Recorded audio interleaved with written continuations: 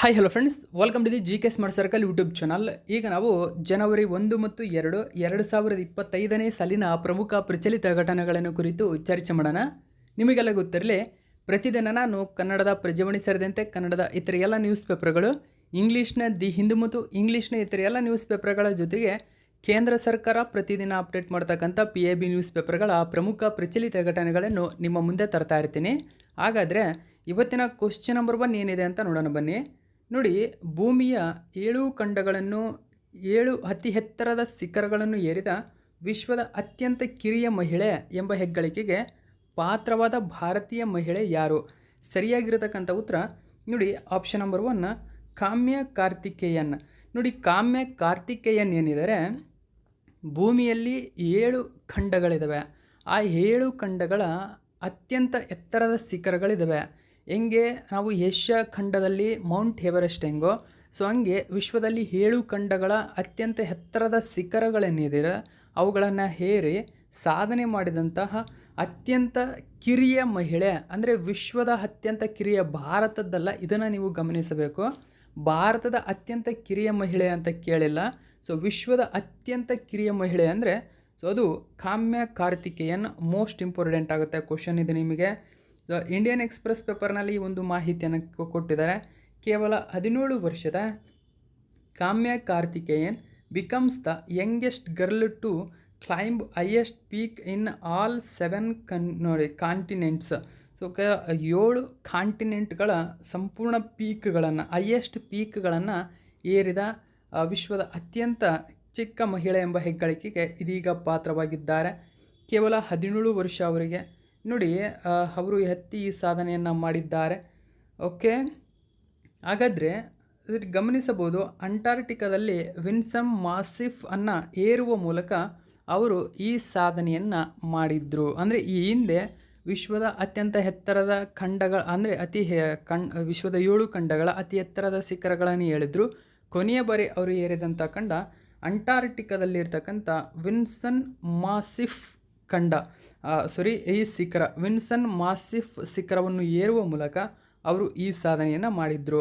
So ಈ ಹಿಂದೆ ಅವರು ಗಮನಿಸಬಹುದು, ಏಷ್ಯಾದ ಮೌಂಟ್ ಎವರೆಸ್ಟು, ಆಫ್ರಿಕಾದ ಮೌಂಟ್ ಕಿಲಿಮಾಂಜರೋ, ಯುರೋಪ್ ಖಂಡದ ಮೌಂಟ್ ಎಲ್ಬ್ರೋಸ್, ಆಸ್ಟ್ರೇಲಿಯಾದ ಮೌಂಟ್ ಕೊಸಸ್ಜಿಕೋವ್, ಸೌತ್ ಆಫ್ರಿಕಾದ ಮೌಂಟ್ ಆಂಕೊಂಗೋವಾ, ನಾರ್ತ್ ಅಮೆರಿಕದ ಮೌಂಟ್ ದಿನಾಲಿ.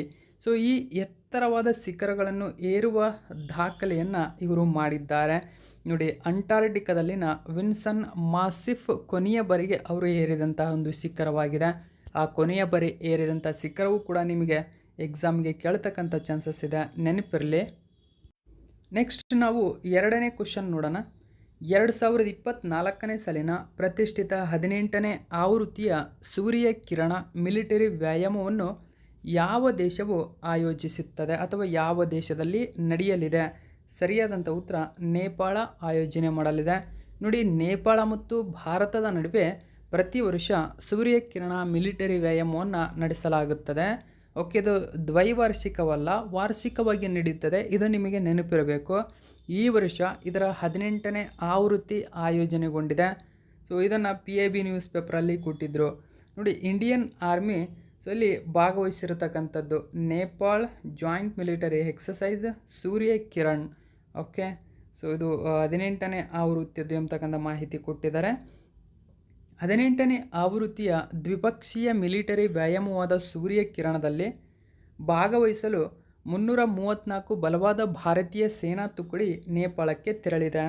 ಈ ವ್ಯಾಯಾಮವನ್ನು ನೇಪಾಳಿ ಸೇನೆಯು ನೇಪಾಳದ ಸಲ್ಜಾಂಡಿಯಲ್ಲಿ ಡಿಸೆಂಬರ್ 31ರಿಂದ ನೋಡಿ ಜನವರಿ 2025ರ 13ರವರೆಗೆ ಆಯೋಜನೆ ಮಾಡಲಿದೆ.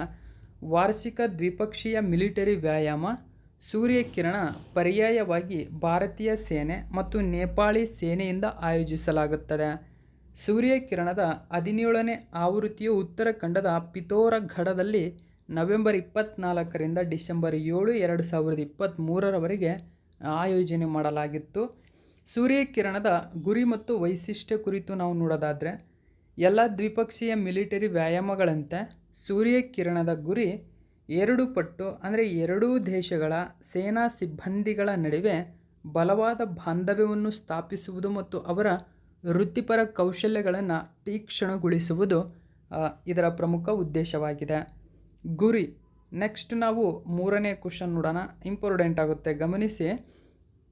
2024ನೇ ಸಾಲಿನ ಫಿಡೆ ವರ್ಲ್ಡ್ ರ್ಯಾಪಿಡ್ ಚಾಂಪಿಯನ್ಶಿಪ್ ಶೀರ್ಷಿಕೆಯ ಓಪನ್ ವಿಭಾಗದಲ್ಲಿ ಪುರುಷರ ವಿಭಾಗದಲ್ಲಿ ಚಾಂಪಿಯನ್ ಪಟ್ಟ ಅಲಂಕರಿಸಿದ ವೊಲೋಡರ್ ಮುರ್ಜಿನ್ ಕೆಳಗಿನ ಯಾವ ದೇಶದವರು? ನೋಡಿ, ವೊಲೋಡರ್ ಮುರ್ಜಿನ್ ಸರಿಯಾದಂಥ ಉತ್ತರ, ಇವರು ರಷ್ಯಾ ದೇಶದವರು ಸ್ನೇಹಿತರ.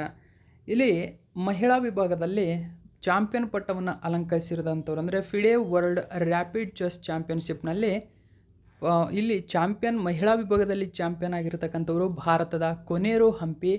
ಅದೇ ಪುರುಷರ ವಿಭಾಗದಲ್ಲಿ ಚಾಂಪಿಯನ್ ಆಗಿರತಕ್ಕಂಥವರು ವೊಲೋಡರ್ ಮುರ್ಜಿನ್, ಇವರು ರಷ್ಯಾ ದೇಶದವರು. ಇದು ನಿಮಗೆ ನೆನಪಿರಬೇಕು. ಸೊ ಇವರು ಓಪನ್ ಶೀರ್ಷಿಕೆಯಲ್ಲಿ ಈ ವಿಭಾಗದಲ್ಲಿ ಚಾಂಪಿಯನ್ ಆಗಿದ್ದಾರೆ. ನೋಡಿ, ಗಮನಿಸಿ, ಒಂದು ಮಾಹಿತಿಯನ್ನು ಕೊಟ್ಟಿದ್ದಾರೆ. ಸೊ ಇಲ್ಲಿ ಗಮನಿಸಿ, ಇಲ್ಲಿ ಪಾಯಿಂಟ್ ಇದೆ ನೋಡಿ, ಮುರ್ಜಿನ್ ವಿನ್ಸ್ ರ್ಯಾಪಿಡ್ ವರ್ಲ್ಡ್ ಚಾಂಪಿಯನ್ಶಿಪ್. ನೋಡಿ, ಹಂಪಿ ಅರ್ನ್ಸ್ ಸೆಕೆಂಡ್ ಟೈಟಲ್ ಇನ್ ವುಮೆನ್ಸ್. ಸೊ ಹಂಪಿ ಅಂದರೆ ಕೊನೇರು ಹಂಪಿ ಇಲ್ಲಿ ಎರಡನೇ ತಮ್ಮ ಫಿಡೆ ವಿಶ್ವ ರ್ಯಾಪಿಡ್ ಚೆಸ್ ಚಾಂಪಿಯನ್ ಟೈಟಲನ್ನು ಅಲಂಕರಿಸಿದ್ದಾರೆ. ಅಂದರೆ 2019ರಲ್ಲಿ ಆಲ್ರೆಡಿ ಫಿಡೆ ಚಾಂಪಿಯನ್ ಆಗಿದ್ದರು. ಕೊನೇರು ಹಂಪಿ ಈಗ ಎರಡನೇ ವುಮೆನ್ ಟೈಟಲನ್ನು ಪಡೆದುಕೊಂಡಿದ್ದಾರೆ. ಮುರ್ಜಿನ್ ಇಲ್ಲಿ ಮೊಟ್ಟ ಮೊದಲ ಪದಕ ಅವರದು. Okay, Volodar Murzin wins rapid world championship, ಅವರ ಮೊದಲ ಪದಕ ರಷ್ಯಾ ದೇಶದವರು. ಹಾಗಾದರೆ ಪುರುಷ ವಿಭಾಗದಲ್ಲಿ ವೊಲೋಡರ್ ಮುರ್ಜಿನ್ ಪದಕವನ್ನು ಗೆದ್ದರೆ, ಮಹಿಳಾ ವಿಭಾಗದಲ್ಲಿ ಕೊನೇರು ಹಂಪಿ ಎಂಬುದು ನೆನಪಿರಲಿ. ಓಕೆ, ನೋಡಿ, 2024ರ ಫಿಡೆ ವಿಶ್ವ ರ್ಯಾಪಿಡ್ ಚಾಂಪಿಯನ್ಶಿಪ್ನಲ್ಲಿ ಕ್ರಮವಾಗಿ ಭಾರತದ ಕೊನೇರು ಹಂಪಿ, ರಷ್ಯಾದ ವೊಲೋಡರ್ ಮುರ್ಜಿನ್ ಮಹಿಳಾ ಮತ್ತು ಓಪನ್ ಪ್ರಶಸ್ತಿಗಳನ್ನು ಗೆದ್ದುಕೊಂಡಿದ್ದಾರೆ. ಇದು ಹಂಪಿಗೆ ಎರಡನೇ ಫಿಡೆ ವರ್ಲ್ಡ್ ರ್ಯಾಪಿಡ್ ಚಾಂಪಿಯನ್ಶಿಪ್ ಆಗಿದ್ದರೆ, ರಷ್ಯಾದ ವೊಲೋಡರ್ ಮುರ್ಜಿನ್ ಓಪನ್ ವಿಭಾಗದಲ್ಲಿ ಚಾಂಪಿಯನ್ ಗೆದ್ದ ಎರಡನೇ ಕಿರಿಯ ಎಂಬ ಹೆಗ್ಗಳಿಕೆಗೆ ಪಾತ್ರವಾಗಿದ್ದಾರೆ. 2024ರ ಫಿಡೆ ವಿಶ್ವ ರ್ಯಾಪಿಡ್ ಚಾಂಪಿಯನ್ಶಿಪ್ಪನ್ನು ಯುನೈಟೆಡ್ ಸ್ಟೇಟ್ಸ್ ಆಫ್ ಅಮೇರಿಕಾದ ನ್ಯೂಯಾರ್ಕ್ ನಗರದಲ್ಲಿ ಡಿಸೆಂಬರ್ 26ರಿಂದ 29ರವರೆಗೆ ನಡೆಸಲಾಗಿತ್ತು. ನೋಡಿ, ಎಲ್ಲಿ ಆಯೋಜಿಸಿತ್ತು ಅಂತ ಕೇಳಿದರೆ ಅಮೇರಿಕಾದಲ್ಲಿ ಪರ್ಫೆಕ್ಟ್ ಪ್ಲೇಸ್ ಯಾವುದು ಅಂತ ನಿಮಗೆ ಕೇಳ್ಬೋದು. ನ್ಯೂಯಾರ್ಕ್ ಅಂತ ನೆನಪಿಟ್ಕೊಳ್ಳಿ. 2024ರ ಫಿಡೆ ವಿಶ್ವ ಬ್ಲಿಟ್ಜ್ ಚಾಂಪಿಯನ್ಶಿಪ್ ಇದೇ ಸ್ಥಳದಲ್ಲಿ ಡಿಸೆಂಬರ್ 30ರಿಂದ 31ರಂದು ನಡೆಯಲಿದೆ. ನೋಡಿ, ವಿಶ್ವ ಬ್ಲಿಟ್ಜ್ ಚಾಂಪಿಯನ್ಶಿಪ್ ಆಲ್ರೆಡಿ ಭಾರತದ ಇಲ್ಲಿ ಕ್ವಾರ್ಟರ್ ಫೈನಲನ್ನು ತಲುಪಿದೆ. ಭಾರತದ ಮಹಿಳಾ ತಂಡ ಆಲ್ರೆಡಿ ಇಲ್ಲಿ ಆ ಕ್ವಾರ್ಟರ್ ಫೈನಲನ್ನು ಶೈಲೇಜ್ ಅವರು ಕ್ವಾರ್ಟರ್ ಫೈನಲನ್ನು ತಲುಪಿದ್ದಾರೆ. ಸೊ ಉಳಿದಂತೆ ಮುಂದುವರೆದಂತೆ 31 ಇವತ್ತು ಪ್ರಶಸ್ತಿಯ ಮಟ್ಟ ಆಗಿರುತ್ತೆ. ಸೊ ಅದರ ಬಗ್ಗೆಯೂ ಕೂಡ ನೋಡೋಣಂತೆ ನಾವು. 2024ರಲ್ಲಿ ಚೆಸ್ನಲ್ಲಿ ಭಾರತಕ್ಕೆ ಇದು ಅದ್ಭುತ ವರ್ಷವಾಗಿದೆ. 2024ರ ಚೆಸ್ ಒಲಿಂಪಿಯಾಡ್ನಲ್ಲಿ ಓಪನ್ ಮತ್ತು ಮಹಿಳಾ ಸ್ಪರ್ಧೆಗಳಲ್ಲಿ ಚಿನ್ನ ಗೆದ್ದಿದ್ದಾರೆ. ನೋಡಿ, ಚೆಸ್ ಒಲಿಂಪಿಯಾಡ್ ಏನು ನಡೀತು, ಇಲ್ಲಿ ಓಪನ್ ಮತ್ತು ಮಹಿಳಾ ಸ್ಪರ್ಧೆಗಳಲ್ಲಿ ಚಿನ್ನ ಗೆದ್ದಿದ್ದಾರೆ. ಡಿ ಗುಕೇಶ್ ಶಾಸ್ತ್ರೀಯ ಚೆಸ್ನಲ್ಲಿ ಅಂದರೆ ಕ್ಲಾಸಿಕಲ್ ಅಂತ ಶಾಸ್ತ್ರೀಯ ಅಥವಾ ಇಂಗ್ಲೀಷಲ್ಲಿ ಇಲ್ಲಿ ಕ್ಲಾಸಿಕಲ್ ಅಂತ ಕರೀತಾರೆ, ಕನ್ನಡದಲ್ಲಿ ಶಾಸ್ತ್ರೀಯ ಅಂತಲೇ ಕರೀತಾರೆ. ಡಿ ಗುಕೇಶ್ ಅವರು ಕ್ಲಾಸಿಕಲ್ ಚೆಸ್ನಲ್ಲಿ ವಿಶ್ವ ಚಾಂಪಿಯನ್ ಪ್ರಶಸ್ತಿಯನ್ನು ಗೆದ್ದಿದ್ದಾರೆ. ವಿಶ್ವ ಚೆಸ್ ಚಾಂಪಿಯನನ್ನು ಕ್ಲಾಸಿಕಲ್ ರ್ಯಾಪಿಡ್ ಮತ್ತು ಬ್ಲಿಟ್ಜ್ ರೂಪದಲ್ಲಿ ಆಡಲಾಗುತ್ತದೆ. ನೋಡಿ, ಇಲ್ಲಿದೆ ಕ್ಲಾಸಿಕಲ್ ರ್ಯಾಪಿಡ್ ಬ್ಲಿಟ್ಜ್ ವಿಭಾಗದಲ್ಲಿ ನಡೀತದೆ. ಕ್ಲಾಸಿಕಲ್ ವಿಭಾಗ ಆಲ್ರೆಡಿ ಮುಕ್ತಾಯಗೊಳ್ಳಿತು. ಅದರಲ್ಲಿ ಡಿ ಗುಕೇಶ್ ಆಗಿರ್ಬೋದು, ಭಾರತದ ಮಹಿಳಾ ತಂಡ ಚಿನ್ನದ ಪದಕವನ್ನು ಸಾಧನೆ ಮಾಡಿದ್ವು. ಓಕೆ, ಈಗ ರ್ಯಾಪಿಡ್ ಇದರಲ್ಲಿ ಪುರುಷರ ಯಾವುದೇ ಸಾಧನೆ ಆಗಲಿಲ್ಲ, ಆದರೆ ಮಹಿಳೆಯದು ಇಲ್ಲಿ ಕೊನೇರು ಹಂಪಿ ಚಾಂಪಿಯನ್ ಆಗಿದ್ದಾರೆ. ಈಗ ಬ್ಲಿಟ್ಜ್ ನಡೀತಾ ಇದೆ ಸ್ನೇಹಿತರ. ಬ್ಲಿಟ್ಜ್ ಯಾವಾಗ ನಡೀತಾ ಇದೆ ಮೇಲೆ ಕೊಟ್ಟಿದ್ದೀನಿ ನೋಡಿ, ಇಲ್ಲಿ ಯಾವಾಗ ನೋಡಿ ಈ ಸ್ಥಳದಲ್ಲಿ ಅಂದರೆ ವಿಶ್ವ ಬ್ಲಿಟ್ಜ್ ಚಾಂಪಿಯನ್ಶಿಪ್ 30 ಮತ್ತು 31 2024ರಂದು ನಡೀತಾ ಇದೆ. ಇದೇ ಸ್ಥಳದಲ್ಲಿ ಅಮೆರಿಕದ ನ್ಯೂಯಾರ್ಕ್ನಲ್ಲಿ ನಡೀತಾ ಇದೆ. ಓಕೆ, ಅದು ಆಲ್ರೆಡಿ ನಡೆದಿದೆ. ಸೊ ಅದರ ಬಗ್ಗೆಯೂ ಕೂಡ ನಾನು ತಿಳಿಸ್ಕೊಡ್ತೀನಿ. ಓಕೆ, ಕೊನೇರು ಹಂಪಿ ಎರಡನೇ ವಿಶ್ವ ರ್ಯಾಪಿಡ್ ಚೆಸ್ ಪ್ರಶಸ್ತಿ ಇದು. ಆಲ್ರೆಡಿ ಇದ್ರ ಬಗ್ಗೆ ನಾನು ಹೇಳಿದ್ದೀನಿ ನಿಮಗೆ 2019ರಲ್ಲಿ. ಆಲ್ರೆಡಿ ಮೊದಲ ರ್ಯಾಪಿಡ್ ಚೆಸ್ ಚಾಂಪಿಯನ್ ಆಗಿದ್ದರು ಇವರು. ಭಾರತೀಯ ವಿಜೇತರ ಬಗ್ಗೆ ನಾವು ನೋಡೋದ ನೋಡಿ, ಬ್ಲಿಟ್ಸ್ ಮಾದರಿಯಲ್ಲಿ ಇದುವರೆಗೂ ಯಾವುದೇ ಭಾರತೀಯ ಪ್ರಶಸ್ತಿ ಗೆದ್ದಿಲ್ಲ. ಮೋಸ್ಟ್ ಇಂಪಾರ್ಟೆಂಟ್ ನೋಡಿ, ಬ್ಲಿಟ್ಸ್ ಮಾದರಿಯಲ್ಲಿ ಯಾವುದೇ ಪ್ರಶಸ್ತಿ ಗೆದ್ದಿಲ್ಲ. ವಿಶ್ವನಾಥನ್ ಆನಂದ್ ಏನಿದ್ದಾರೆ ಸೌದಿ ಅರೇಬಿಯಾದ ರಿಯಾದ್ನಲ್ಲಿ 2017ರಲ್ಲಿ ಓಪನ್ ವಿಭಾಗದಲ್ಲಿ ರ್ಯಾಪಿಡ್ ಚಾಂಪಿಯನ್ ಆಗಿದ್ದರು. ನೋಡಿ, ವರ್ಲ್ಡ್ ರ್ಯಾಪಿಡ್ ಪ್ರಶಸ್ತಿಯನ್ನು ಗೆದ್ದಿದ್ದಾರೆ 2019ರಲ್ಲಿ. ಹಾಗಾದರೆ ರ್ಯಾಪಿಡ್ ವಿಭಾಗದಲ್ಲಿ ಬಂದಿದೆ. ಕೊನೆರು ಹಂಪಿ ಆಲ್ರೆಡಿ 2 ಬಾರಿ ರ್ಯಾಪಿಡ್ ಪ್ರಶಸ್ತಿಯನ್ನು ಪಡೆದಿದ್ದಾರೆ, 2019, 2024ರಲ್ಲಿ. ಓಕೆ, ನೆಕ್ಸ್ಟ್ ಪಿಡೆ ಬಗ್ಗೆ ನಾವು ನೋಡೋದಾದರೆ, ಇಂಟರ್ನ್ಯಾಷನಲ್ ಚೆಸ್ ಫೆಡರೇಷನ್ ತನ್ನ ಫ್ರೆಂಚ್ ಹೆಸರು ಫಿಡೆನಿಂದ ಜನಪ್ರಿಯವಾಗಿ ಕರೆಯಲ್ಪಡುತ್ತದೆ. ಇದು ವಿಶ್ವದಾದ್ಯಂತ ಚೆಸ್ ಕ್ರೀಡೆಯನ್ನು ನಿಯಂತ್ರಿಸುತ್ತದೆ. ಸದಸ್ಯರು 201 ರಾಷ್ಟ್ರಗಳ ರಾಷ್ಟ್ರೀಯ ಚೆಸ್ ಫೆಡರೇಷನ್. ಪ್ರಧಾನ ಕಚೇರಿ ಸ್ವಿಟ್ಜರ್ಲೆಂಡಿನ ಲೌಸೆನ್ನಾದಲ್ಲಿದೆ. ನೋಡಿ, ಫಿಡೆನ ಪ್ರಧಾನ ಕಚೇರಿ ಸ್ವಿಟ್ಜರ್ಲೆಂಡಿನ ಲೌಸೆನ್ನಾದಲ್ಲಿದೆ. ಪ್ರಸ್ತುತ ಅಧ್ಯಕ್ಷರು ರಷ್ಯಾ ದೇಶದ ಆರ್ಕಾಡಿ ಡುರ್ಕೋವಿಚ್. ಓಕೆ, ನೆಕ್ಸ್ಟ್ ನಾವು 4ನೇ ಕ್ವೆಶ್ಚನ್ ನೋಡೋಣ. ಇತ್ತೀಚೆಗೆ ನಿಧನರಾದ ಒಸಾಮು ಸುಜುಕಿ ಅವರಿಗೆ ಭಾರತ ಸರ್ಕಾರವು ಪದ್ಮಭೂಷಣ ಪ್ರಶಸ್ತಿಯನ್ನು ಕೆಳಗಿನ ಯಾವ ವರ್ಷದಲ್ಲಿ ನೀಡಿ ಗೌರವಿಸಿದೆ? 2007 ಸರಿಯಾಗಿರತಕ್ಕಂಥ ಉತ್ತರ. ನೋಡಿ, ಒಸಾಮು ಸುಜುಕಿ ಬೇರೆ ಯಾರೂ ಅಲ್ಲ ಸ್ನೇಹಿತರೆ, ಭಾರತದಲ್ಲೇ ಮಾರುತಿ 800 ಸುಜುಕಿ ಕಾರ್ ಬಗ್ಗೆ ನೀವು ನೋಡಿರ್ಬೋದು. ಸರಿಸುಮಾರು 20 ಲಕ್ಷ ಕಾರುಗಳು ಸೇಲ್ ಆಗಿದೆ. ಮತ್ತು ಇವರು ಜಪಾನ್ ದೇಶದವರು, Osamu Suzuki. Okay, Suzuki company Japan ದೇಶದ್ದು, ಆದರೆ ಹೆಚ್ಚು ಪ್ರಸಿದ್ಧಿ ಪಡೆದಂಥದ್ದು ಕೂಡ ಭಾರತದಲ್ಲಿ. ಓಕೆ, ಸುಜುಕಿ ನೋಡಿ, ಮಾರುತಿ 800 ಅಂತ ಭಾರತದಲ್ಲಿ ಅವರು ತಮ್ಮ ಬ್ರ್ಯಾಂಚ್ ಹೆಸರಿಟ್ಟು ಮಾರುತಿ ಅಂತಕ್ಕಂಥ ಹೆಸರನ್ನು ಇಟ್ಟಿರತಕ್ಕಂಥದ್ದು. ಅದಕ್ಕೆ ಸುಜುಕಿ ಮಾರುತಿ 800 ಅಂತ ಕರೀತಾರೆ. ಒಸಾಮು ಸುಜುಕಿ ಕಂಪನಿ ಮೂಲತಃ ಜಪಾನ್ ದೇಶದ ಕಂಪನಿಯಾಗಿತ್ತು. ಸೊ ಸುಜುಕಿ ಭಾರತದಲ್ಲಿ ಮಾಡಿದಂತಹ ಪರಿವರ್ತನೆಗಾಗಿ 2007ರಲ್ಲಿ ಅವರಿಗೆ ಪದ್ಮಭೂಷಣ ಪ್ರಶಸ್ತಿಯನ್ನು ಭಾರತ ಸರ್ಕಾರ ನೀಡಿತ್ತು. ಇತ್ತೀಚೆಗೆ ಅವರು ಒಸಾಮು ಸುಜುಕಿ, ಆ ಸುಜುಕಿ ಕಂಪನಿಯ ಸ್ಥಾಪಕ ಮತ್ತು CEO ಆಗಿದ್ದರು. ಅವರು ನಿಧನಗೊಂಡಿದ್ದಾರೆ. ಸೊ ಇದನ್ನು ನ್ಯೂಸ್ ಪೇಪರಲ್ಲಿ ಕೊಟ್ಟಿದ್ದರು. ನೋಡಿ, ಒಸಾಮು ಸುಜುಕಿ ಪಾಸ್ಡ್ ಅವೇ 94, ತಮ್ಮ 94ನೇ ವರ್ಷದಲ್ಲಿ ನಿಧನರಾಗಿದ್ದಾರೆ. ಜಪಾನಿನ ಕಂಪನಿ ಸುಜುಕಿ ಮೋಟಾರ್ ಕಾರ್ಪೊರೇಷನ್ನ ಸಂಸ್ಥಾಪಕ ಮತ್ತು ಮಾಜಿ ಅಧ್ಯಕ್ಷ ಒಸಾಮು ಸುಜುಕಿ ಜಪಾನ್ನಲ್ಲಿ ನಿಧನರಾದರು. 94 ವರ್ಷ ವಯಸ್ಸಿನವರಾಗಿದ್ದರು. ಲಿಂಫೋಮಾ ಇದು ಒಂದು ರೀತಿಯ ರಕ್ತದ ಕ್ಯಾನ್ಸರ್. ಸೊ ಇದರಿಂದ ಬಳಲ್ತಾ ಇದ್ದರು. ನೋಡಿ, ಲಿಂಫೋಮಾ ರಕ್ತದ ಕ್ಯಾನ್ಸರ್ಗೆ ಸಂಬಂಧಪಟ್ಟಂಥ ಒಂದು ಕಾಯಿಲೆಯಾಗಿದೆ, ನೆನಪಿರಲಿ. ಒಸಾಮು ಸುಜುಕಿ ಅವರು ಮಾರುತಿ ಸುಜುಕಿ ಇಂಡಿಯಾ ಲಿಮಿಟೆಡ್ನ ನಿರ್ದೇಶಕರು ಮತ್ತು ಗೌರವ ಅಧ್ಯಕ್ಷರು ಕೂಡ ಆಗಿದ್ದರು. ಮಾರುತಿ ಸುಜುಕಿ ಮತ್ತು ಅದರ ಕೊಡುಗೆ ನೋಡಿ, ಮಾರುತಿ ಸುಜುಕಿ ಇಂಡಿಯಾ ಲಿಮಿಟೆಡ್ ಜಪಾನ್ನ ಸುಜುಕಿ ಮೋಟಾರ್ ಕಾರ್ಪೊರೇಷನ್ ಒಂದು ಅಂಗಸಂಸ್ಥೆಯಾಗಿದೆ. ಕಂಪನಿಯು ಭಾರತ ಸರ್ಕಾರ ಮತ್ತು ಜಪಾನಿನ ಸುಜುಕಿ ಮೋಟಾರ್ ಕಾರ್ಪೊರೇಷನ್ನಿನ ಜಂಟಿ ಉದ್ಯಮವಾಗಿ ಫೆಬ್ರವರಿ 1981ರಲ್ಲಿ ಮಾರುತಿ ಉದ್ಯೋಗ್ ಲಿಮಿಟೆಡ್ ಆಗಿ ಸ್ಥಾಪಿಸಲಾಯಿತು. ಪ್ರಸ್ತುತ ಭಾರತ ಸರ್ಕಾರವು ಕಂಪನಿಯಲ್ಲಿ ಯಾವುದೇ ಪಾಲನ್ನು ಹೊಂದಿಲ್ಲ ಮತ್ತು ಜಪಾನ್ನ ಸುಜುಕಿ ಮೋಟಾರ್ ಕಾರ್ಪೊರೇಷನ್ ಕಂಪನಿಯಲ್ಲಿ 56.2% ಪಾಲನ್ನು ಹೊಂದಿದೆ. ಕೊಡುಗೆ ನೋಡಿ, ಕಂಪನಿಯು ತನ್ನ ಐಕಾನಿಕ್ ಸಣ್ಣ ಕಾರು ಮಾರುತಿ 800 1983ರಲ್ಲಿ ಪರಿಚಯಿಸಿತು. ಇದು ಭಾರತದಲ್ಲಿ ಪ್ರಯಾಣಿಕರ ಕಾರು ಉದ್ಯಮ ಮುಖವನ್ನು ಮಾಡಿತು. ಅಂದರೆ 1983ರಲ್ಲಿ ವರ್ಷಕ್ಕೆ 20,000 ಕಾರುಗಳನ್ನು ಉತ್ಪಾದನೆಯೊಂದಿಗೆ ಕಂಪನಿಯು 20 ಲಕ್ಷಕ್ಕೂ ಹೆಚ್ಚು ವಾಹನಗಳನ್ನು ಉತ್ಪಾದಿಸುತ್ತದೆ. ಸೊ ಇಷ್ಟೊಂದು ಸಾಧನೆ ಮಾಡಿರ್ತಕ್ಕಂಥದ್ದು. ಜೊತೆಗೆ ಸುಜುಕಿ 2 ಉತ್ಪಾದನಾ ಸೌಲಭ್ಯಗಳನ್ನು ಭಾರತದಲ್ಲಿ ಹೊಂದಿದೆ. ಒಂದನೇದು ಹರಿಯಾಣದಲ್ಲಿ ಗುರುಗ್ರಾಮ್ ಮತ್ತು ಮನೆಸಾರ್, ಇನ್ನು ಗುಜರಾತ್ನಲ್ಲಿ ಇನ್ನೊಂದಿದೆ. ಸೊ ಈ 2 ಪ್ರದೇಶಗಳಲ್ಲಿ ಹೊಂದಿರತಕ್ಕಂಥದ್ದು.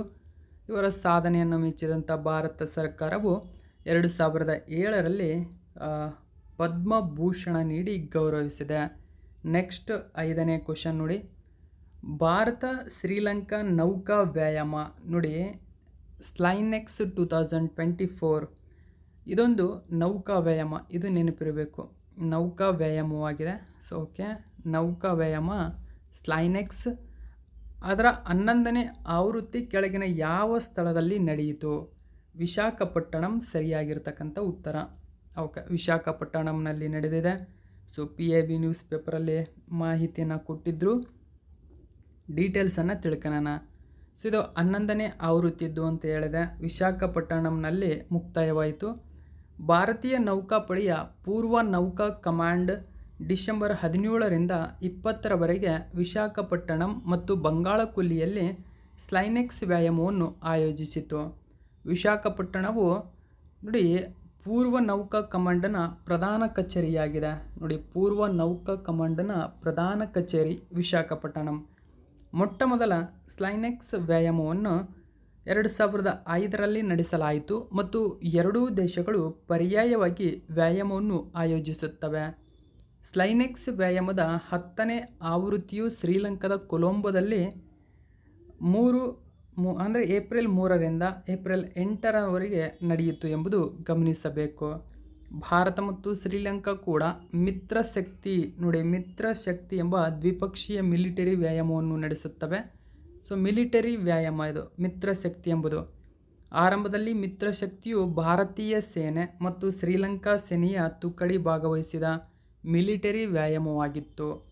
ನೆಕ್ಸ್ಟ್ 6ನೇ ಕ್ವಶನ್ ನೋಡಿ. 2024ರಲ್ಲಿ ಅವರ ಅಸಾಧಾರಣ ಪ್ರದರ್ಶನಕ್ಕಾಗಿ ಯಾವ ಭಾರತೀಯ ಕ್ರಿಕೆಟಿಗನನ್ನು ICC ಪುರುಷರ T20 ವರ್ಷದ ಕ್ರಿಕೆಟಿಗ ಪ್ರಶಸ್ತಿಗೆ ನಾಮನಿರ್ದೇಶನ ಮಾಡಲಾಗಿದೆ? ನೋಡಿ, ICC ಪುರುಷರ T20 ಇಂಟರ್ನ್ಯಾಷನಲ್ ವರ್ಷದ ಕ್ರಿಕೆಟಿಗ ಪ್ರಶಸ್ತಿಗೆ ನಾಮನಿರ್ದೇಶನ ಮಾಡಿದೆ ಅಂತ ಕೇಳ್ತಾರೆ. ಸರಿಯಾದಂಥ ಉತ್ತರ ಹರ್ಷದೀಪ್ ಸಿಂಗ್ ರವರನ್ನು ನಾಮನಿರ್ದೇಶನ ಮಾಡಲಾಗಿದೆ. ಹರ್ಷದೀಪ್ ಸಿಂಗ್ ಆಪ್ಷನ್ ನಂಬರ್ 1 ಸರಿಯಾಗಿದೆ. ಸೊ ಗಮನಿಸಿ, nominees for ICC men's T20 international cricketer of the year so ಅನ್ವಯರ್ಡ್ ಆಗಿದೆ. ಸೊ ಡೀಟೇಲ್ಸನ್ನು ನಾವು ತಿಳ್ಕೊಳ್ಳೋಣ. ಅಂತಾರಾಷ್ಟ್ರೀಯ ಕ್ರಿಕೆಟ್ ಕೌನ್ಸಿಲ್ 2024ರ ಪುರುಷರ T20 ಇಂಟರ್ನ್ಯಾಷನಲ್ ವರ್ಷದ ಕ್ರಿಕೆಟಿಗ ಪ್ರಶಸ್ತಿಗೆ ನಾಮನಿರ್ದೇಶಕರನ್ನು ಪ್ರಕಟಿಸಿದೆ. ನಾಮನಿರ್ದೇಶನಗೊಂಡ ಎಲ್ಲ ಕ್ರಿಕೆಟಿಗರಲ್ಲಿ ಭಾರತದ ಎಡಗೈ ವೇಗದ ಬೌಲರ್ ಹರ್ಷದೀಪ್ ಸಿಂಗ್ ವರ್ಷವಿಡೀ ಅವರ ಅತ್ಯುತ್ತಮ ಪ್ರದರ್ಶನಕ್ಕಾಗಿ ಗುರುತಿಸಲ್ಪಟ್ಟಿದ್ದಾರೆ. ಹರ್ಷದೀಪ್ ಸಿಂಗ್ ನೋಡಿ ತಮ್ಮ 18 T20 ಇಂಟರ್ನ್ಯಾಷನಲ್ ಕ್ರಿಕೆಟ್ಗಳಲ್ಲಿ ಕಾಣಿಸಿಕೊಂಡರು. 9/4 ಅತ್ಯುತ್ತಮ ಬೌಲಿಂಗ್ ಅಂಕಿಗಳೊಂದಿಗೆ 36 ವಿಕೆಟ್ಗಳನ್ನು ಪಡೆದಿದ್ದಾರೆ. ಹರ್ಷದೀಪ್ ಸಿಂಗ್ ಅವರು ನಾಮನಿರ್ದೇಶನಗೊಂಡಂಥ ಇತರೆ T20 ಇಂಟರ್ನ್ಯಾಷನಲ್ ನಾಮನಿರ್ದೇಶನಗೊಂಡವರು Sikandar Raza Zimbabwe, Babar Azam Pakistan, Travis Head Australia.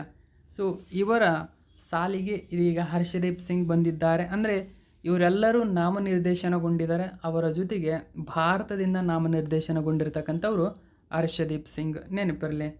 Next 7ನೇ question ನೋಡಿ. ಫೆಬ್ರವರಿ 5ರಿಂದ 9, 2025ರಂದು ನಿಗದಿಯಾಗಿರುವ ಪ್ರಥಮ ಬಾರಿಗೆ ಭಾರತದ ಸೃಜನಶೀಲ ಸಾಮರ್ಥ್ಯವನ್ನು ಪ್ರದರ್ಶಿಸಲು ಪ್ರಧಾನಿ ಮೋದಿ ಘೋಷಿಸಿದ ಶೃಂಗಸಭೆಯ ಹೆಸರೇನು? ಈ ಶೃಂಗಸಭೆ ಗಮನಿಸಿ ಸ್ನೇಹಿತರೆ, ಇದೇ ಫೆಬ್ರವರಿ 5ರಿಂದ 9ರವರೆಗೆ ನಡೆಯಲಿದೆ. ಓಕೆ, ಸೊ ಆ ಶೃಂಗಸಭೆ ಹೆಸರೇನು? ಸರಿಯಾದಂಥ ಉತ್ತರ ವೇವ್ಸ್ ನೋಡಿ, ವಿಶ್ವ ಆಡಿಯೋ ವಿಜುವಲ್ ಎಂಟರ್ಟೈನ್ಮೆಂಟ್ ಶೃಂಗಸಭೆ ಮೋಸ್ಟ್ ಇಂಪಾರ್ಟೆಂಟ್ ಆಗುತ್ತೆ. ಮೊಟ್ಟ ಮೊದಲ ಬಾರಿಗೆ ಭಾರತದಲ್ಲಿ ಆಯೋಜನೆಗೊಳ್ತಾ ಇದೆ ನೋಡಿ, ಮೊದಲ ಬಾರಿಗೆ. ಓಕೆ, ಮೊಟ್ಟ ಮೊದಲ ಬಾರಿಗೆ ಇದು ನೆನಪಿರಲಿ. ಮೊಟ್ಟ ಮೊದಲ ಬಾರಿಗೆ ಭಾರತದಲ್ಲಿ ಆಯೋಜನೆಗೊಳ್ತಾ ಇದೆ. ಭಾರತದಲ್ಲಿ ಮೊದಲ ಬಾರಿಗೆ ವೇವ್ಸ್ ಆಯೋಜನೆ ಸೊ ಪ್ರಧಾನಿ ಮೋದಿ ಘೋಷಣೆ ಮಾಡಿದ್ದಾರೆ. ಪ್ರಜಾವಾಣಿ ನ್ಯೂಸ್ ಪೇಪರಲ್ಲಿ ಈ ಒಂದು ಮಾಹಿತಿಯನ್ನು ಕೊಟ್ಟಿದ್ದರು. ಓಕೆ, ಡೀಟೇಲ್ಸನ್ನು ನೋಡೋಣ, ಗಮನಿಸಿ. ಸೊ ಇದು ವಿಶ್ವ ಆಡಿಯೋ ವಿಜುವಲ್ ಎಂಟರ್ಟೈನ್ಮೆಂಟ್ ಶೃಂಗಸಭೆ, ಓಕೆ, ವೇವ್ಸ್ ಅಂತ ಕರೀತಾರೆ, ಆಯೋಜನೆಗೊಳ್ತಾ ಇದೆ. ಗಮನಿಸಿ ಏನಿದೆ, ಮನ್ ಕಿ ಬಾತ್ನ 117ನೇ ಸಂಚಿಕೆಯಲ್ಲಿ ಇದೇ ಮೊಟ್ಟ ಮೊದಲ ಬಾರಿಗೆ ಅಥವಾ ಉದ್ಘಾಟನಾ ಸಮಾರಂಭವಾಗಿ ವಿಶ್ವ ಆಡಿಯೋ ವಿಜುವಲ್ ಎಂಟರ್ಟೈನ್ಮೆಂಟ್ ಶೃಂಗಸಭೆಯನ್ನು ಘೋಷಣೆ ಮಾಡಿದರು. ಶೃಂಗಸಭೆಯು ಫೆಬ್ರವರಿ 5ರಿಂದ 9ರವರೆಗೆ ನವದೆಹಲಿಯ ಭಾರತ್ ಮಂಟಪದಲ್ಲಿ ನಿಗದಿಯಾಗಿದೆ. ರಾಷ್ಟ್ರದ ಸೃಜನಶೀಲ ಪ್ರತಿಭೆ ಮತ್ತು ಕೈಗಾರಿಕೆಗಳನ್ನು ಪ್ರದರ್ಶಿಸುವ ವಿಷಯ ರಚನೆಗೆ ಭಾರತವನ್ನು ಜಾಗತಿಕ ಕೇಂದ್ರವಾಗಿ ಇರಿಸುವ ಗುರಿಯನ್ನು ಈವೆಂಟ್ ಹೊಂದಿದೆ. $5 ಟ್ರಿಲಿಯನ್ ಆರ್ಥಿಕತೆಯ ಭಾರತದ ದೃಷ್ಟಿಯನ್ನು ಚಾಲನೆ ಮಾಡುವಲ್ಲಿ ಯುವ ಸೃಷ್ಟಿಕರ್ತರ ಪಾತ್ರವನ್ನು ಪ್ರಧಾನಿ ನರೇಂದ್ರ ಮೋದಿಯವರು ಇಲ್ಲಿ ಒತ್ತಿ ಹೇಳಿದರು. ವೇವ್ಸ್ ಶೃಂಗಸಭೆ ಭವಿಷ್ಯಗಳು, ಸವಾಲುಗಳು ಮತ್ತು ಸಹಯೋಗಗಳನ್ನು ಚರ್ಚಿಸಲು ಮಾಧ್ಯಮ ಮತ್ತು ಮನೋರಂಜನಾ ಕ್ಷೇತ್ರಗಳ ಉದ್ಯಮದ ನಾಯಕರು, ನಾವೀನ್ಯಕಾರರು ಮತ್ತು ಮಧ್ಯಸ್ಥಗಾರರನ್ನು ಒಟ್ಟುಗೂಡಿಸುವ ಗುರಿಯನ್ನು ಹೊಂದಿದೆ. ಭಾರತ್ ಮಂಟಪಂ ನೋಡಿ, ವೇವ್ಸ್ 2025ರ ಸ್ಥಳವಾದ ಭಾರತ್ ಮಂಟಪಂ ಹೊಸ ದಿಲ್ಲಿಯಲ್ಲಿರುವ ಅತ್ಯಾಧುನಿಕ ಸಮಾವೇಶ ಮತ್ತು ಪ್ರದರ್ಶನ ಕೇಂದ್ರವಾಗಿದ್ದು, ದೊಡ್ಡ ಪ್ರಮಾಣದ ಅಂತಾರಾಷ್ಟ್ರೀಯ ಕಾರ್ಯಕ್ರಮಗಳನ್ನು ಆಯೋಜಿಸಲು ವಿನ್ಯಾಸಗೊಳಿಸಲಾಗಿದೆ. ನೆಕ್ಸ್ಟ್ 8ನೇ ಕ್ವಶನ್ ನೋಡಿ, ಇತ್ತೀಚೆಗೆ ಸುದ್ದಿಯಲ್ಲಿರುವ ಪ್ರತಿಷ್ಠಿತ INS ಸರ್ವೇಕ್ಷಕ್ ಅನ್ನು ಈ ಕೆಳಗಿನವುಗಳಲ್ಲಿ ಯಾವುದು ಉತ್ತಮವಾಗಿ ವಿವರಿಸುತ್ತದೆ? ನೋಡಿ, INS ಸರ್ವೇಕ್ಷಕ್ ಅಂತ ಕರೀತಾರೆ. ಯಾವುದು ಉತ್ತಮವಾಗಿ ಇದನ್ನು ನಿರ್ವಹಿಸುತ್ತದೆ ಅಥವಾ ತೋರಿಸುತ್ತದೆ ನಮಗೆ ಅಂತ ಕೇಳಿದರೆ, ಇದೊಂದು ಹೈಡ್ರೋಗ್ರಾಫಿಕ್ ಸಮೀಕ್ಷೆ ಹಡಗು ಆಗಿದೆ. ಅಂದರೆ ಆಪ್ಷನ್ ನಂಬರ್ 4 ಸರಿಯಾಗಿದೆ. ಇದು ಹೈಡ್ರೋಗ್ರಾಫಿಕ್ ಸಮೀಕ್ಷೆ ಹಡಗು ನೋಡಿ, ಮೋಸ್ಟ್ ಇಂಪಾರ್ಟೆಂಟ್ ಆಗುತ್ತೆ. So India Mauritius hold meeting on INS Sarvekshak for hydrographic survey. ನೋಡಿ, ಹೈಡ್ರೋಗ್ರಾಫಿಕ್ ಸರ್ವೆಗಾಗಿ ಇದನ್ನು ಅಭಿವೃದ್ಧಿಪಡಿಸಲಾಗಿದೆ. ಗಮನಿಸಬಹುದು, ಹೈಡ್ರೋಗ್ರಾಫಿಕ್ ಸರ್ವೆಗಾಗಿ INS ಸರ್ವೇಕ್ಷಕ್ ಅಂತ ಕರಿತೀವಿ. ಡೀಟೇಲ್ಸ್ ನೋಡಿ, ಭಾರತ ಮತ್ತು ಮಾರಿಷಸ್ ಇತ್ತೀಚೆಗೆ ಮಾರಿಷಸ್ ನೀರಿನಲ್ಲಿ ನ್ಯಾವಿಗೇಷನ್ ಸುರಕ್ಷತೆಯನ್ನು ಹೆಚ್ಚಿಸುವ ಉದ್ದೇಶದಿಂದ ಜಂಟಿ ಹೈಡ್ರೋಗ್ರಾಫಿಕ್ ಸಮೀಕ್ಷೆಯನ್ನು ಪ್ರಾರಂಭಿಸಲು INS ಸರ್ವೇಕ್ಷಕ್ನಲ್ಲಿ ಜಂಟಿ ಸಮನ್ವಯ ಸಭೆಯನ್ನು ನಡೆಸಿತು. INS ಸರ್ವೇಕ್ಷಕ್ ಬಗ್ಗೆ ನಾವು ನೋಡೋಣ. ಇದು ಭಾರತೀಯ ನೌಕಾಪಡೆಯ ಹೈಡ್ರೋಗ್ರಾಫಿಕ್ ಸಮೀಕ್ಷೆ ಹಡಗು. ಇದು ಕೊಚ್ಚಿಯಲ್ಲಿರುವ ದಕ್ಷಿಣ ನ್ಯಾವಲ್ ಕಮಾಂಡ್ನಲ್ಲಿದೆ, ನೆನಪಿರಲಿ. ನೆಕ್ಸ್ಟ್ 9ನೇ ಕ್ವಶನ್ ನೋಡಿ, ಪ್ರತಿ ವರ್ಷ ಕೆಳಗಿನ ಯಾವ ದಿನದಂದು ವಿಶ್ವದಾದ್ಯಂತ ಸಾಂಕ್ರಾಮಿಕ ಸನ್ನದ್ಧತೆಯ ಅಂತಾರಾಷ್ಟ್ರೀಯ ದಿನವನ್ನಾಗಿ ಆಚರಣೆ ಮಾಡಲಾಗುತ್ತದೆ? ನೋಡಿ, international day of epidemic preparedness. December 27 ಸರಿಯಾಗಿರ್ತಕ್ಕಂಥ ಉತ್ತರವಾಗಿದೆ. ಓಕೆ, ಡೀಟೇಲ್ಸ್ ನ್ಯೂಸ್ ಪೇಪರಲ್ಲಿ ಕೊಟ್ಟಿದ್ದರು, ಗಮನಿಸಬಹುದು. ಸೊ ನೋಡಿ, global solidarity key to future pandemic preparedness say UN chief. ನೋಡಿ, ವಿಶ್ವಸಂಸ್ಥೆ ಅಥವಾ ಯುನೈಟೆಡ್ ನೇಷನ್ನ ಚೀಫ್ ಆಗಿರತಕ್ಕಂಥ ಆಂಟೋನಿಯೋ ಗುಟೆರಸ್ ಈ ಒಂದು ಮಾಹಿತಿ ತಿಳಿಸಿದ್ದಾರೆ. ಓಕೆ, ಸೊ ಡೀಟೇಲ್ಸ್ ನೋಡಿ, ಸಾಂಕ್ರಾಮಿಕ ಸನ್ನದ್ಧತೆಯ ಅಂತಾರಾಷ್ಟ್ರೀಯ ದಿನದ ಸ್ಮರಣಾರ್ಥ ಸಂದೇಶದಲ್ಲಿ UN ಸೆಕ್ರೆಟರಿ ಜನರಲ್ ಆಗಿರತಕ್ಕಂಥ ಆಂಟೋನಿಯೋ ಗುಟೆರಸ್ ಎಲ್ಲರಿಗೂ ಆರೋಗ್ಯಕರ ಮತ್ತು ಸುರಕ್ಷಿತ ಜಗತ್ತನ್ನು ಮಾಡಲು ಸ್ಥಿತಿಸ್ಥಾಪಕತ್ವ ಮತ್ತು ಈಕ್ವಿಟಿಯಲ್ಲಿ ಹೂಡಿಕೆ ಮಾಡಲು ಎಲ್ಲ ರಾಷ್ಟ್ರಗಳನ್ನು ಒತ್ತಾಯಿಸಿದ್ದಾರೆ. ಸಾಂಕ್ರಾಮಿಕ ಸನ್ನದ್ಧತೆಯ ಅಂತಾರಾಷ್ಟ್ರೀಯ ದಿನದ ಬಗ್ಗೆ ನೋಡಿ, ಸಾಂಕ್ರಾಮಿಕ ರೋಗಗಳ ತಡೆಗಟ್ಟುವಿಕೆ, ಸನ್ನದ್ಧತೆ ಮತ್ತು ಪಾಲುದಾರಿಕೆಯ ಪ್ರಾಮುಖ್ಯತೆಯನ್ನು ಪ್ರತಿಪಾದಿಸಲು ಡಿಸೆಂಬರ್ 27ರಂದು ವಾರ್ಷಿಕವಾಗಿ ಆಚರಿಸಲಾಗುತ್ತದೆ. ಹಾಗಾದರೆ ಏನಿದು ಸಾಂಕ್ರಾಮಿಕ ರೋಗ? ಸಾಂಕ್ರಾಮಿಕ ರೋಗವು ಒಂದು ನಿರ್ದಿಷ್ಟ ಪ್ರದೇಶ ನೋಡಿ, ಒಂದು ಸ್ಪೆಸಿಫಿಕ್ ಪ್ಲೇಸ್, ಓಕೆ, ಒಂದು ಸ್ಪೆಸಿಫಿಕ್ ಒಂದು ಪ್ರದೇಶ ಏನಿದೆ, ಆ ಒಂದು ನಿರ್ದಿಷ್ಟ ಪ್ರದೇಶ, ಸಮುದಾಯ ಅಥವಾ ಜನಸಂಖ್ಯೆಯಲ್ಲಿ ಹೆಚ್ಚಿನ ಸಂಖ್ಯೆಯ ಜನರ ಮೇಲೆ ಪರಿಣಾಮ ಬೀರುವ ಹಠಾತ್ ರೋಗವಾಗಿದೆ. ಸಾಂಕ್ರಾಮಿಕ ರೋಗದಲ್ಲಿ ರೋಗದಿಂದ ಬಳಲುತ್ತಿರುವ ಜನರ ಸಂಖ್ಯೆಯು ಸಾಮಾನ್ಯವಾಗಿ ನಿರೀಕ್ಷಿಸುವುದಕ್ಕಿಂತ ದೊಡ್ಡದಾಗಿದೆ. ಹಳದಿ ಜ್ವರ, ಸಿಡುಬು, ದಡಾರ ಮತ್ತು ಪೋಲಿಯೋಗಳು ಸಾಂಕ್ರಾಮಿಕ ರೋಗಗಳ ಪ್ರಮುಖ ಉದಾಹರಣೆಗಳಾಗಿವೆ.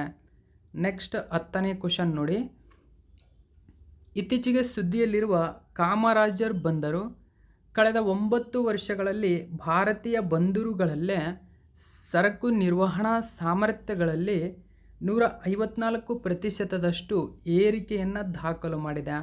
ಹಾಗಾದರೆ ಈ ಬಂದರು ಕೆಳಗಿನ ಯಾವ ರಾಜ್ಯದಲ್ಲಿದೆ? ನೋಡಿ, ಕಾಮರಾಜರ್ ಬಂದರು ಸೊ ಎಲ್ಲಿದೆ, ಯಾವ ರಾಜ್ಯದಲ್ಲಿದೆ ಅಂತ ಕೇಳಿದರೆ ತಮಿಳುನಾಡಿನಲ್ಲಿ ಕಂಡುಬರುತ್ತದೆ. ಆಪ್ಷನ್ ನಂಬರ್ 2 ಸರಿಯಾಗಿದೆ. ಡೀಟೇಲ್ಸ್ ನೋಡಿ ದ ನ್ಯೂ ಇಂಡಿಯನ್ ಎಕ್ಸ್‌ಪ್ರೆಸ್ ಪೇಪರ್‌ನಲ್ಲಿ ಕೊಟ್ಟಿದ್ದಾರೆ. ಸೊ ಗಮನಿಸಿ, Kamaraj port to cargo handling capacity double ಆಗಿರತಕ್ಕಂಥದ್ದು. ಸೊ ಏನಿದು? ಹಾಗಾದರೆ ಇದು ಏನನ್ನು ಎಕ್ಸ್ಪೋರ್ಟ್ ಮಾಡುತ್ತೆ, ಇಂಪೋರ್ಟ್ ಏನು ಮಾಡ್ಕೊಳ್ಳುತ್ತೆ, ಎಲ್ಲ ಡೀಟೇಲ್ಸನ್ನು ನೋಡೋಣ. ಕಳೆದ 9 ವರ್ಷಗಳಲ್ಲಿ 87% ಸಾಮರ್ಥ್ಯ ಹೆಚ್ಚಾಗಿದೆ ಎಂದು ಬಂದರುಗಳು, ಹಡಗುಗಳು ಮತ್ತು ಜಲಮಾರ್ಗಗಳ ಸಚಿವರು ಹೇಳಿದ್ದಾರೆ. ಇದರಲ್ಲಿ ಭಾರತೀಯ ಬಂದರುಗಳ ಸಂಪೂರ್ಣವಾಗಿ 87% ಹೆಚ್ಚಾಗಿದೆ. ಅದರಲ್ಲಿ ತಮಿಳುನಾಡಿನ ಕಾಮರಾಜನ್ ಬಂದರು 154% ಏರಿಕೆ ಬಂದಿದೆ. ಕಾಮರಾಜನ್ ಬಂದರಿನ ಬಗ್ಗೆ ನೋಡಿ. ಕಾಮರಾಜನ್ ಬಂದರು ಹಿಂದೆ ಎನ್ನೂರು ಬಂದರು ಎಂದು ಕರೆಯಲಾಗುತ್ತಿತ್ತು. ಭಾರತದ ತಮಿಳುನಾಡಿನ ಚೆನ್ನೈನಿಂದ 24 ಕಿಲೋಮೀಟರ್ ಉತ್ತರದಲ್ಲಿದೆ. ಭಾರತದ 12ನೇ ಪ್ರಮುಖ ಬಂದರು ಮತ್ತು ಸಾರ್ವಜನಿಕ ಕಂಪನಿಯಾದ ಭಾರತದ ಮೊದಲ ಬಂದರು ಅಂದರೆ ಅದು ಕಾಮರಾಜನ್ ಆರ್ ಎನ್ನೂರು ಬಂದರು. ನೋಡಿ, ಸಾರ್ವಜನಿಕ ಕಂಪನಿಯಾದ ಭಾರತದ ಮೊದಲು ಬಂದರು 12 ಇದ್ದಾವೆ. ಓಕೆ, ದೊಡ್ಡ ಬಂದರುಗಳು ಪಬ್ಲಿಕ್ ಇದು ಕೇಂದ್ರ ಸರ್ಕಾರದ ಒಡೆತನದಲ್ಲಿವೆ ಇವು. ಇದನ್ನು ಮಾರ್ಚ್ 1999ರಲ್ಲಿ ಭಾರತೀಯ ಬಂದರುಗಳ ಕಾಯ್ದೆ 1908ರ ಅಡಿಯಲ್ಲಿ ಪ್ರಮುಖ ಬಂದರು ಎಂದು ಘೋಷಣೆ ಮಾಡಲಾಗಿದೆ. ಇದು ಏಕೈಕ ಕಾರ್ಪೊರೇಟ್ ಪ್ರಮುಖ ಬಂದರು ಮತ್ತು ಕಂಪನಿಯಾಗಿ ನೋಂದಾಯಿಸಲ್ಪಟ್ಟಿದೆ. ನೋಡಿ, ಏಕೈಕ ಕಾರ್ಪೊರೇಟ್ ಬಂದರು ಮತ್ತು ಕಂಪನಿ, ಇದು ನೆನಪಿಟ್ಕೋಬೇಕು ನಿಮಗೆ. ಎನ್ನೂರು ಅಥವಾ ಕಾಮರಾಜರ್ ಬಂದರು ಏಕೈಕ ಕಾರ್ಪೊರೇಟ್ ಮತ್ತು ಕಂಪನಿಯ ಬಂದರಾಗಿದೆ. ಬಂದರು ಚೆನ್ನೈ ಪೋರ್ಟ್ ಟ್ರಸ್ಟ್ ಒಡೆತನದಲ್ಲಿದೆ. ನೋಡಿ, ಚೆನ್ನೈ ಪೋರ್ಟ್ ಟ್ರಸ್ಟ್ ಒಡೆತನದಲ್ಲಿದೆ. ಚೆನ್ನೈ ಬಂದರನ್ನು 5 ನಿರ್ವಹಿಸುತ್ತದೆ. ಬಂದರು ಕಲ್ಲಿದ್ದಲು, ಗಮನಿಸಿ ಏನೇನನ್ನು ಇದು ಮಾಡುತ್ತದೆ, ರಫ್ತು ಅಥವಾ ಇದನ್ನು ಇಂಪೋರ್ಟ್ ಎಕ್ಸ್ಪೋರ್ಟ್ ಮಾಡುತ್ತದೆ ಅಂತ ಕೇಳಿದರೆ ಬಂದು ನೋಡಿ, ಮುಖ್ಯವಾಗಿ ಕಲ್ಲಿದ್ದಲು, LNG, ಕಂಟೈನರ್ಗಳು ಮತ್ತು ವಿವಿಧೋದ್ದೇಶ ಸರಕುಗಳನ್ನು ನಿರ್ವಹಿಸುವ ಟರ್ಮಿನಲ್ಗಳನ್ನು ಹೊಂದಿದೆ. ಕಲ್ಲಿದ್ದಲು ಕಾಮರಾಜರ್ ಬಂದರಿನ ಮೂಲಕ ಸಾಗಿಸುವ ಮುಖ್ಯ ಸರಕು. ನೋಡಿ, ಕಲ್ಲಿದ್ದಲು, ಇದನ್ನು ನೆನಪಿಟ್ಕೋಬೇಕು. ಓಕೆ, ಸೊ ಇದು ಇವತ್ತಿನ ಪ್ರಮುಖ ಪ್ರಚಲಿತ ಘಟನೆ. Thank you so much for watching my video friends.